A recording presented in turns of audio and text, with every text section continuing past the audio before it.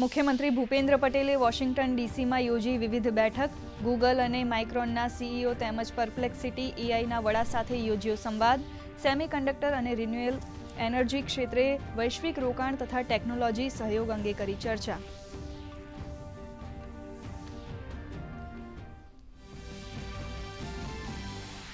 નાયબ મુખ્યમંત્રી હર્ષ સંઘવીએ food delivery સમિટનો કરાવ્યો પ્રારંભ.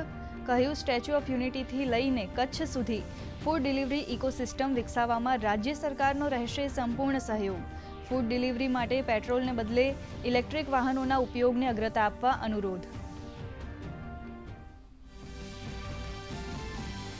શ્રાવણમાં શુદ્ધ આહાર માટે સરકારની ઝીરો ટોલરન્સ નીતિ. પૂજા ઘી અને નકલી ડેરી પ્રોડક્ટ્સથી સાવધ રહેવા આરોગ્ય મંત્રી પ્રફુલ પાનશેરિયાની અપીલ.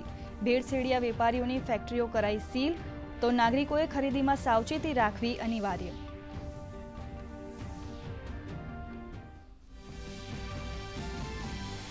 ભાવનગરમાં નકલી દારૂકાંડમાં મોટી કાર્યવાહી. વરતેજ પોલીસ મથકના પીઆઈ પઢેરિયા સહિત 4 પોલીસકર્મીને કરાયા સસ્પેન્ડ. સત્તાવાર મૃત્યુઆંક વધીને થયો 7. સારવાર હેઠળ રહેલ 39 લોકોમાંથી 4ની હાલત ગંભીર. 21 બુટલેગરની કરાઈ ધરપકડ. અમદાવાદમાં કરોડોની ગોલ્ડ ડાયમંડ ઠગાઈ. ઈઓડબ્લ્યુએ અનિલ વિમાણી સહિત 4 આરોપીઓની કરી ધરપકડ.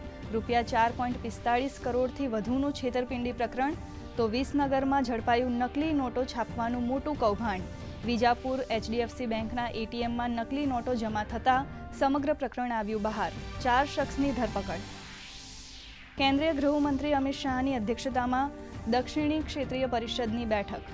તમિલનાડુ અને કર્ણાટક વચ્ચે જળ વિવાદ મુદ્દે ચર્ચા. આંતરરાજ્ય સુરક્ષા અને કાયદો વ્યવસ્થા પર મંથન. દક્ષિણી રાજ્યો અને કેન્દ્રશાસિત પ્રદેશોના ઉપરાજ્યપાલ, મુખ્યમંત્રી અને પ્રશાસક સામેલ.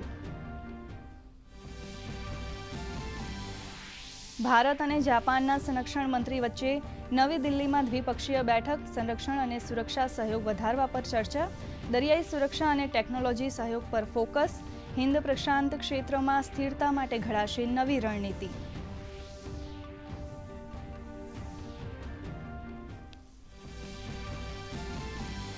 સતત ઘટાડા બાદ ભારતીય શેરબજાર ગ્રીન ઝોનમાં.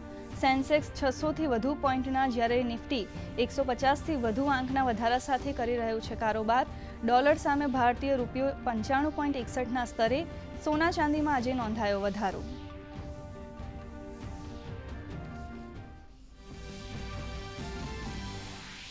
વર્લ્ડ બેડમિન્ટનમાં ભારતના આજે 5 મહત્વના મુકાબલા. પ્રી ક્વાર્ટર ફાઇનલ રમશે પીવી સિંધુ. આયુષ શેટ્ટી અને સાત્વિક ચિરાગની જોડી રજૂ કરશે પડકાર.